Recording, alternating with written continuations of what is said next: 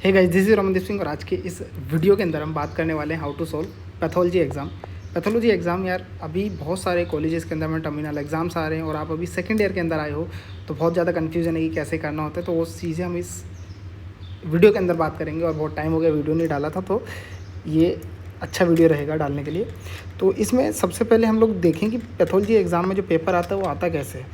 ठीक है, वो बहुत ज़रूरी है, आपको पता होना चाहिए कि एग्ज़ाम कैसे आता है। कि क्वेश्चन पेपर मिलेगा आपको, क्वेश्चन पेपर में फर्स्ट जो क्वेश्चन होगा 15 मार्क्स का होगा, जो कि केस पर्पस केस भी हो सकता है या फिर कोई नॉर्मल क्वेश्चन आ जाएगा, या फिर सीधे बोल देंगे कि define right about the iron deficiency anaemia या फिर मेगालोब्लास्टिक एनीमिया, या फिर इनके क्लिनिकल फीचर देख के आपसे एक केस बनवाया जाएगा और उसको आइडेंटिफाई करके आपको लिखना होगा।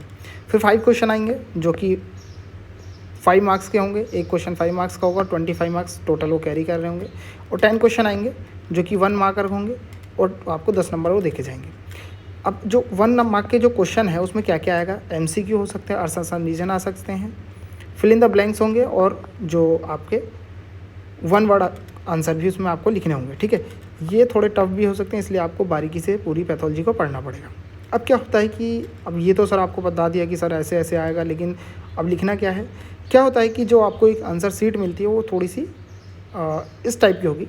तो उसमें जब आप क्वेश्चन नंबर 1 डालेंगे तो केस होगा या फिर कोई नॉर्मल क्वेश्चन है। यदि केस है तो उसको पहले आइडेंटिफाई करके आपको आइडेंटिफाई करके उसको लिख देना है। ठीक है, लिखने के बाद में आपको कुछ पॉइंट्स फॉलो करने हैं। या तो क्वेश्चन के अंदर में ये मेंशन होते हैं कि आपको जनरल इंट्रोडक्शन देना है, इटियोलॉजी बताना है, पैथोजेनेसिस, माइक्रोस्कोपिक फीचर बताने हैं, फिर क्लिनिकल फीचर और डायग्नोसिस। कभी कभी क्या होता है कि एग्जामिनर जनरल इंट्रोडक्शन लिख के सीधे इटियोलॉजी का सीधे माइक्रोस्कोपिक फीचर पूछते हैं ताकि क्वेश्चन का लेंथ ना बढ़े। यदि क्वेश्चन आपको लगता है कि छोटा है तो उसको 2 to 3 पेजेस में कवर कर देना है। यदि आपको लगता है कि नहीं क्वेश्चन ज़्यादा बड़ा है और सारे फीचर्स हमको बताने पड़ेंगे तो आपको 4 to 6 पेजेस में क्वेश्चन को ख़त्म करना है और आपको ज़्यादा टाइम वेस्ट नहीं करना है पेपर के अंदर। तो कोई भी क्वेश्चन को स्टार्ट जब आप करते हो, यदि नॉर्मल क्वेश्चन आ गया कि आपको कोई भी जैसे मल्टीपल माइलोमा आ गया और मल्टीपल माइलोमा का आपको बताना है कि इसके बारे में सब चीज़ें बताना है, तो आप जनरल इंट्रोडक्शन बताएंगे कि क्या है, फिर उसका एटियोलॉजी जो कैसे कैसे हो सकता है, और फिर उसका पैथोजेनेसिस बताएंगे। पैथोजेनेसिस के बाद में उसके माइक्रोस्कोपिक फीचर के अंदर जाएंगे जिसमें आप ग्रोस और हिस्टोलॉजिकल या माइक्रोस्कोपिक फीचर पढ़ रहे होंगे। ठीक है, और क्लिनिकल फीचर्स बताएंगे कि क्या क्या हो सकता है, उसका डायग्नोसिस यदि पॉसिबल है, बुक में लिखा है तो देना है, डिफरेंशियल डायग्नोसिस है तो भी वो भी बताना है, और ट्रीटमेंट उसका देना है। आपको इतना लिख दोगे तो 15 में से आउट ऑफ आपको 12 और 13 नंबर मिल जाएंगे बड़े प्यार से इतना लिखने पर। और जब माइक्रोस्कोपिक फीचर आप बता रहे होगे तो उसके अंदर में हिस्टोलॉजी आपको ज़रूर देना है। हिस्टो डायग्राम किसी का भी यदि बुक में दिया है तो ज़रूर मेंशन करना है। तो this is for the 15 mark question. ठीक है, अभी हम जब बात करेंगे कि यदि 5 मार्क्स में जो आएंगे, सर 5 मार्क्स का एक क्वेश्चन होगा 5 मार्क का, और ऐसे 5 क्वेश्चन हैं तो 25 मार्क्स हो जाएंगे टोटल। ठीक है, अब अप्लाई सेम थिंग अप्लाई करनी है आपको, जैसे अब मैंने ऊपर बताया कि general introduction, etiology, pathogenesis, microscopic feature, clinical feature, diagnosis, differential diagnosis, treatment.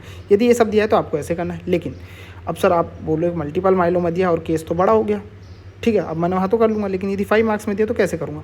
तो आप इसमें जनरल इंट्रोडक्शन देके, इटियोलॉजी देके, पैथोजेनेसिस देके, आप इसमें माइक्रोस्कोपिक फीचर जो मेन है वो लिख देना और सीधे क्लिनिकल फीचर लिख के छोड़ देना। डिफरेंशियल डायग्नोसिस, ट्रीटमेंट या डायग्नोसिस कोई ज़रूरत नहीं है। ठीक है, ठीक है, ओके। तो यदि हिस्टो आपको बोले मल्टीपल माइलोमा हिस्टो दिया है तो आपको हिस्टो बनाना ही है, हिस्टो आपको बनाना पड़ेगा। ठीक है, हिस्टो बनाने के बाद आपको नंबर नहीं कटते। यदि 5 का है तो आपको आराम से 4 नंबर मिल जाएंगे, बिल्कुल प्यार से मिल जाएंगे। ठीक है।